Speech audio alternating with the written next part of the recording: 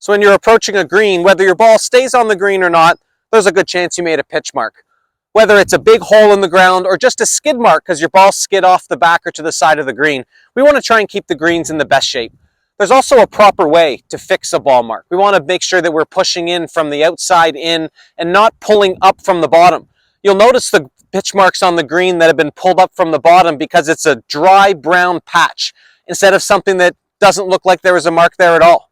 So the next time you're on the green, if you find your ball mark, go ahead and fix it appropriately. And if you can find a second one, that'd be even better. So here's the ball mark. Sometimes it's going to be deep and it'll have a bit of a wall behind it here. And sometimes it'll be almost a skid mark. Those are usually the ones that come in really shallow and skip off the green. Either way, the way to fix this pitch mark is to take the turf around the mark and push it in toward the middle.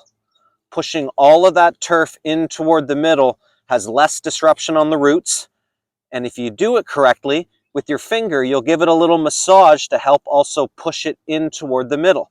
And when you're done, tap it down, and by tomorrow, you won't even see it.